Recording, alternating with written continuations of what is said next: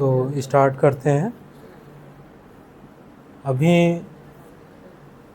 आपको पता है कि एक ऐसा युग आने वाला है, एक ऐसी चेंजिंग आने वाली है और उसने बहुत मजबूत तरीके से इस दुनिया में दस्तखत दिया है। आपको पता है कि नेपाल की सत्ता उखड़ गई, बांग्लादेश की सत्ता उखड़ गई। इस तरह से ऑल कंट्रीज में 13 देशों की सत्ता जा चुकी है। जो पुराने पैटर्न थे और उसके चलते वहाँ की जो शासन की जो तरीके थे, प्रणाली थे, 13 देशों में ख़त्म हो चुकी है।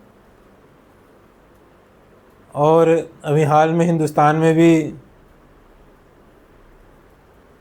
युवकों का एक बहुत ही ज़बरदस्त प्रभावशाली प्रोटेस्ट हुआ है और वह उसकी गूंज हिंदुस्तान तक ही नहीं, हिंदुस्तान की सरजमी के बाहर अमेरिका, इंग्लैंड, ऑस्ट्रेलिया, न्यूजीलैंड, तमाम दुनिया के देशों में भी गई।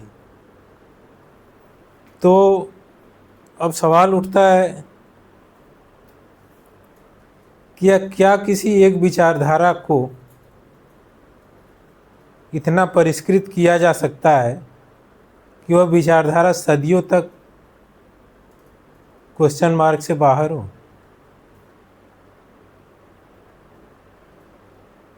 जिसे आपने देखा कि पूंजीवादी और समाजवादी दो विचारधारा ऑल वर्ल्ड में थी और आज के डेट में समाजवादी विचारधारा से शासित बहुत से कंट्रीज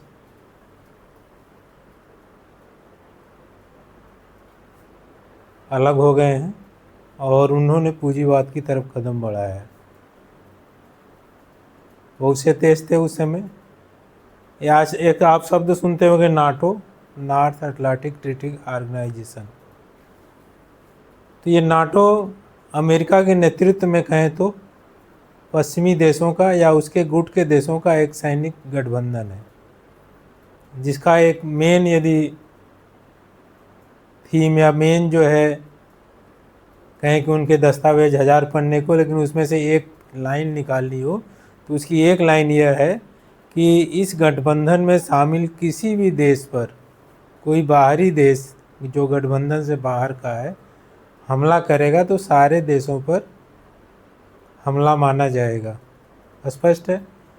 तो नाटो में शामिल किसी भी देश पर कोई बाहरी देश आक्रमण करता है जो नाटो में नहीं शामिल है तो वह माना जाएगा कि नाटो पर सभी देशों पर हमला हुआ है और एकजुट होकर उस पर कार्रवाई करेंगे।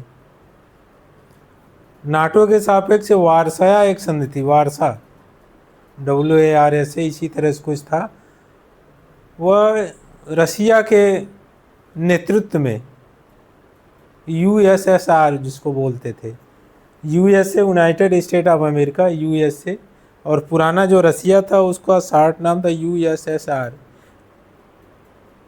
United state socialist Republic. इस तरह से कुछ अपना खोज लीजिएगा, ये तो तैयारी करने वाले लड़के जानते हैं। USSR का फुल फॉर्म नथिंग मैटर। यहाँ पर कोई ऐसा पढ़ाई नहीं की जाती 2 दूनी 2 4 ही होता है, यहाँ 2 दूनी 2 22 भी बता दिया जाता है। तो जो USSR था उसका मेन जो कंट्रीज की पॉलिसी थी वो सोशलिज्म पर थी, समाजवाद पर। और जो नाटो के संबंधित देश थे उनकी जो पॉलिसी थी ज़्यादा तो पूंजीवाद पर, कैपिटलिज्म पर थी। Capitalism, socialism.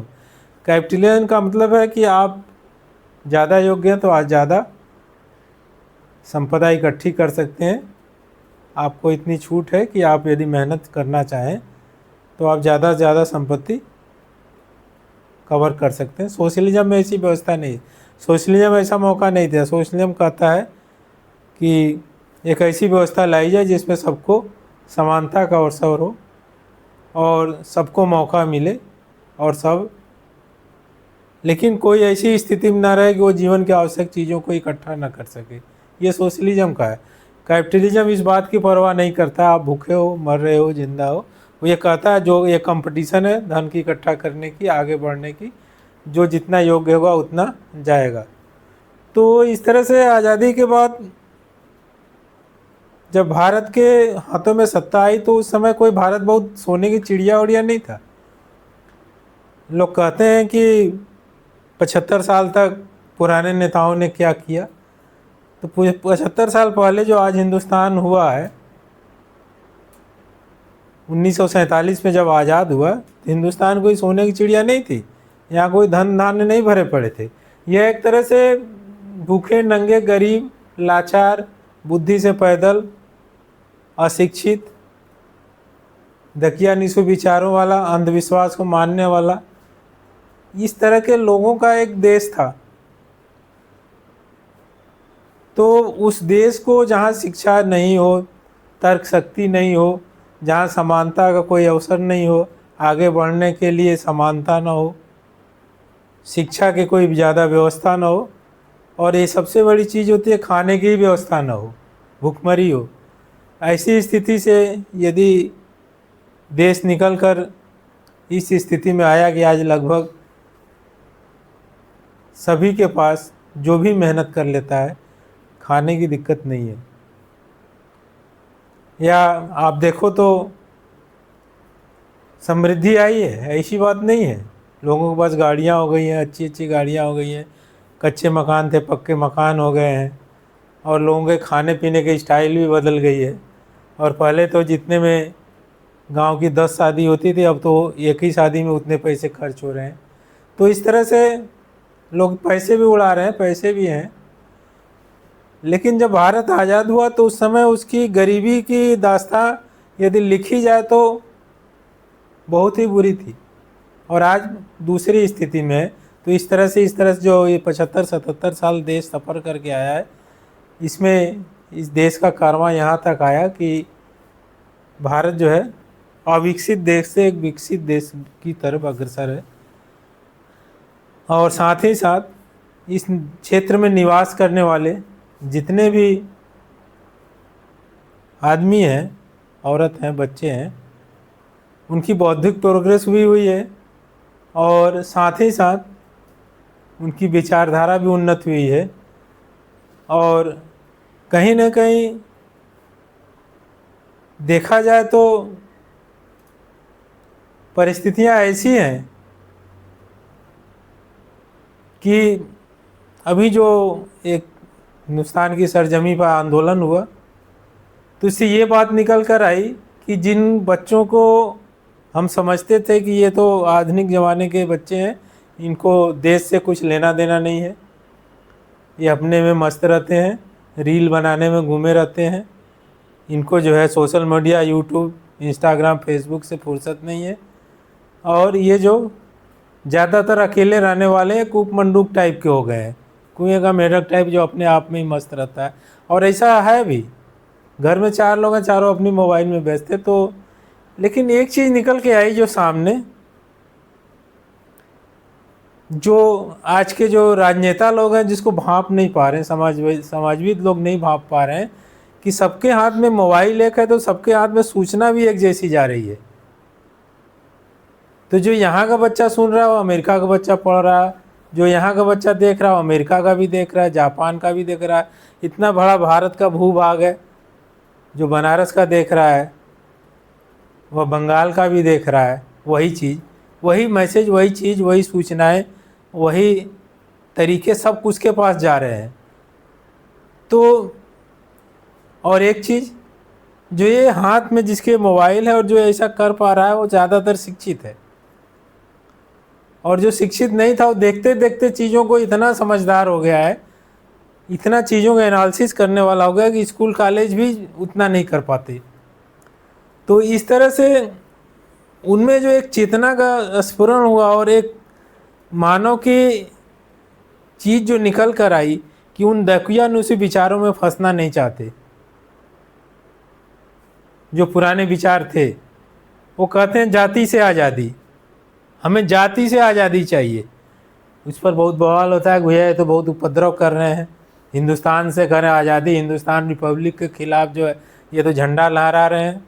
माने यहाँ पर तरह तरह के लोग हैं, कुछ ऐसे पढ़ लिखे टाई लगा के एंकरनिया मीडिया के टॉप पर बैठ जाते हैं कि वो सोचते हैं कि हमसे ज़्यादा बुद्धिमान नहीं है, और नीचे वाले जो भारत के, जो आज के देश के, हिंदुस्तान के या विश्व के जो लड़के हैं वो पढ़े लिखे हैं, ये सब तो गंवा रहे हैं, इनको कुछ नहीं आता है। लेकिन इस आंदोलन ने समझा दिया, ये दिखा दिया कि जो सूरमा थे वास्तव में कुछ नहीं साबित हुए, और जो सूरमा नहीं थे, जो छुपे हुए थे, वो वास्तव में बहुत कुछ साबित हुए हैं। तो ये एक झकझोरने वाली बात थी और इतना विस्मय करने वाली बात लोगों के सामने थी कि जहां वो सोच रहे थे कि हिंदुस्तान का युवा पीढ़ी सो गया है, उसने ये प्रदर्शित किया कि युवा पीढ़ी के हाथों में मोबाइल है, लेकिन वो सोया हुआ नहीं है और वो कुछ नई चीज़ों की तलाश में है। वहाँ नारा लग रहा है आज़ादी भुखमरी से, भुखमरी से आज़ादी, गरीबी से आज़ादी, अशिक्षा से आज़ादी, जाति से आज़ादी, और साथ साथ अभी और लग जाएगा धर्म से भी आज़ादी, क्योंकि धर्मों ने दुनिया में लड़ाया है। और इसको याद रखना, जो धर्म को चलाने वाले थे उनकी मकसद अच्छे थे, और उसमें से धर्म को प्रचारित करने वाले भी अच्छे मकसद से थे, लेकिन धर्म का उपयोग करने वाले, उनके मकसद अच्छे नहीं रहे। धर्म को हथियार की तरह से उपयोग करने वाले जितने भी लोग थे, जो धर्म की दुहाई देते हैं, वो धर्म को हथियार की तरह से उपयोग करते हैं, वो सच में उस हथियार का प्रयोग करते हैं जो सबसे ताकतवर है और जो सबसे भावनात्मक रूप से उद्वेलित करने वाला है, और लोगों को बड़े आसान तरीके से लड़ा देने वाला है, आदमियों आदमियों में भेद कर देने वाला जो सबसे बड़ा हथियार हो, धर्म का हथियार है। इसलिए आप इतिहास में देखोगे कि जितने भी राजनेता थे, जितने भी लीडर्स थे, उन्होंने धर्म का प्रयोग किया अपनी सत्ता को बढ़ाने के लिए। जब मुस्लिम यहाँ भारत में अकबर पहली बार आए तो उनके सामने एक लक्ष्य था, पूरे वर्ल्ड को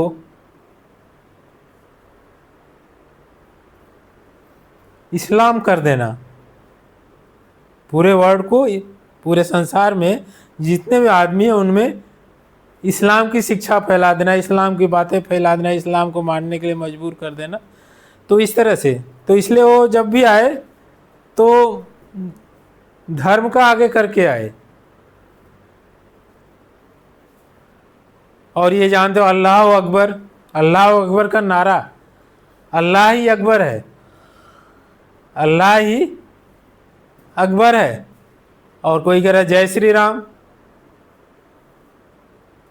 श्री राम की जय हो।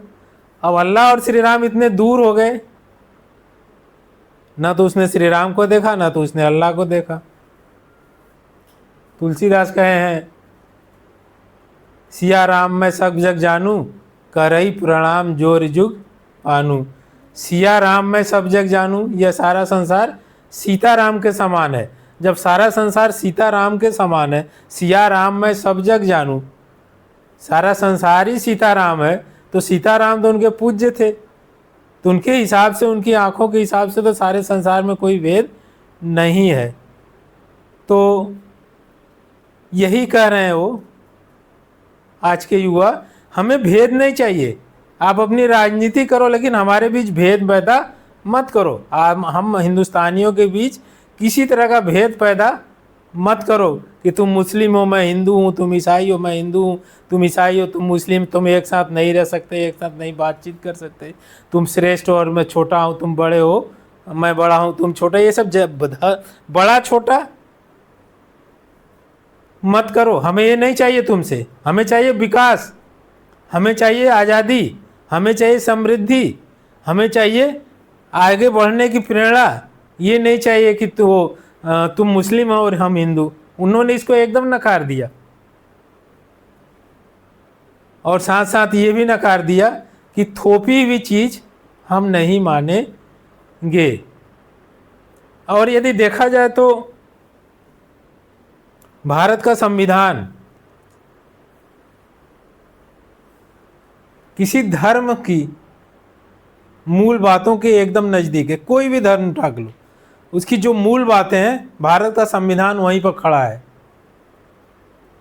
तो जो न धर्म को जानता है, वो संविधान को भी नहीं जानता है। बड़े बड़े दाढ़ी बढ़ा ले, बड़े बड़े साधु महात्मा बन जाए, लेकिन वो यदि धर्म को जानता है तो संविधान को भी जानता है।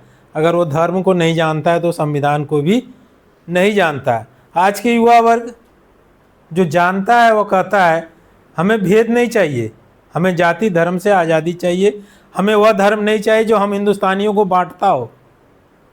तुम्हारा धर्म हिंदुस्तानियों को बांटता हो कि मुसलमान खराब है तो हमें हिंदू नहीं चाहिए, और मुसलमान कह रहा है हिंदू खराब है तो हमें मुस्लिम भी नहीं चाहिए। वह युवा कह रहा है तुम्हारा धर्म कहता है हिंदू खराब है हम अच्छे हैं तो हमें मुस्लिम भी नहीं चाहिए, और वही युवा कहता है कि तुम्हारा धर्म कहता है मुस्लिम खराब है हम अच्छे हिंदू तो हमें हिंदू भी नहीं चाहिए।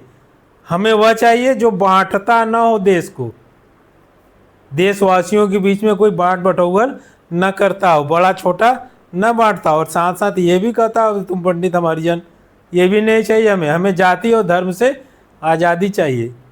अब सबसे बड़ी चीज़ यह हो कि जिस धर्म का हथियार, जिस जाति और धर्म के को हथियार बना करके राजनेता गद्दी के सिंहासन पर बैठे थे और अपनी राजगद्दी चला रहे थे, उस हथियार को यहाँ ध्वस्त किया जा रहा है। हमें न जाति चाहिए न धर्म चाहिए। तो इस तरह से गरीबी से आज़ादी चाहिए, हमें विकास चाहिए, हमें भेद नहीं चाहिए। तो एक तरह से देखा जाए तो वो संविधान में भी वही बात कही गई है और धर्मों में भी वही बात कही गई है, लेकिन धर्मों को मानने वाले जो है, धर्म को आगे बढ़ाने वाले जो लोग हैं वो अलग हैं, और धर्म को राजनीति की तरह से इस्तेमाल कर सत्ता के शीर्ष पर पहुंचने वाले वो लोग अलग हैं। इसको ध्यान देना। सज्जन और असज्जन में से सज्जन और असज्जन की बुद्धि की नापा जाए तो असज्जन के पास ज़्यादा बुद्धि है, सज्जन के पास कम बुद्धि है। ये बड़ा आश्चर्य होगा, झगड़ा हो जाएगा। असज्जन के पास ज़्यादा बुद्धि है, सज्जन के पास कम बुद्धि है, क्योंकि सज्जन है, सीधा है, सरल है, इसको 3-5 नहीं करना है, 420 नहीं करना है, किसी के खिलाफ धोखेबाजी का चाल नहीं चलनी है, किसी को कैसे नीचे गिराया जाए ये नहीं करना है, तो उसको ज़्यादा बुद्धि लगाने की ज़रूरत नहीं है। कहते हैं कि एक झूठ बोलते हैं तो उस झूठ को बचाने के लिए पता नहीं कितने झूठ बोलने पड़ते हैं, और जो सज्जन है वो झूठ बोल ही नहीं रहा, तो उसको झूठ को बचाने के लिए ज़्यादा झूठ बोलने की ज़रूरत नहीं पड़ रही, ज़्यादा बुद्धि लगाने की ज़रूरत नहीं पड़ रही। तो इस तरह सज्जन और असज्जन की बुद्धि की तुलना की जाए तो असज्जन के पास ज़्यादा बुद्धि होती है, ज़्यादा चालें होती है, और सज्जन के पास कम बुद्धि होती है, सीधा है। साधु सन्यासी जो सही होगा सीधा होगा, सरल होगा, जो इंसान सही होगा वो सीधा होगा, सरल होगा। लेकिन याद रखना, चतुर चालबाज सीधे साधे इंसानों पर कब्जा कर लेते हैं और अपनी राजनीति का मुहरा बना लेते हैं उनको। और यही होता है जो सीधा साधा धर्म को मानने वाला आदमी है, जो लोभी नहीं है, कम लोभी है, लालची नहीं है, करुणा से भरा हुआ, दया से भरा हुआ है, प्रेम से भरा हुआ है, वह धर्म के विभेद के आधार पर कि तुम मुस्लिम हो मैं हिंदू, इस आधार पर कोई घृणा नहीं करता, कोई नफरत नहीं करता। वह सीधा साधा सज्जन आदमी जो धर्म को मानता है। और दूसरी तरफ वह आदमी जो धर्म को हथियार की तरफ से इस्तेमाल कर शासन के गद्दी पर बैठ जाता है, वह ज़्यादा चतुर है, वो धर्म को मानता उनता नहीं है, धर्म को हथियार की तरह से इस्तेमाल करता है। तो यहाँ पर जो ये युवा वर्ग है हिंदुस्तान का और ऑल वर्ल्ड का, वह जिस मोबाइल से जुड़ा, जिस सोशल मीडिया से जुड़ा, वहाँ तर्क की इतनी प्रधानता है, चीज़ों को परखने के लिए इनमें इतनी क्षमता आ गई, और किसी की कही बात को कैसे लेना है, कैसे रिप्रेजेंट करना है, ये सारे गुण इन्हें सीखे। तो आप जो है फालतू चीज़ों के आधार पर, धर्म को बांट करके, जाति के आधार पर बांट करके, भेद फैला के, नफरत फैला के, लोगों को बुद्धू बना करके, यदि आप चाहेंगे कि हम सत्ता के शीर्ष पर बने रहें तो आप शीर्ष पर लंबे समय तक नहीं बने रह सकते, क्योंकि यह युवा वर्ग वह वाला युवा वर्ग नहीं है जो मीडिया के, सोशल मीडिया के पहले का था। कारण क्या है, आप अपने यहाँ सारे स्कूल कॉलेज शिक्षा के द्वार बंद कर दो, लेकिन मोबाइल कैसे बंद करोगे? और उसके यहाँ यदि अमेरिका का युवा से उसकी बात हो रही है, अमेरिका के युवा को फॉलो कर रहा है, तो उसके पास सारे संसार की सूचनाएं वैसे ही आ रही हैं जो ज़रूरी है, सारी सूचनाएं आ रही है। तो इस तरह से आज का युवा उस पुरानी पीढ़ी के युवा से कुछ डिफरेंस चीज़ें सीख रहा है। अगर आप इस युवा को, चूँकि यह युवा देख रहा है हमें इस दुनिया को नष्ट नहीं करना है, हमें इस दुनिया में जीना है, वह इस बात की जिम्मेदारी ले रहा है। इसलिए सारे वर्ल्ड के युवा एक ही मोटो पर, एक ही आधार पर, एक ही सिद्धांत पर, एक ही उद्देश्य के आधार पर अपनी सरकारों के खिलाफ विद्रोह करते रहे और सरकारें उनको विद्रोहों को जमाने में असफल हैं।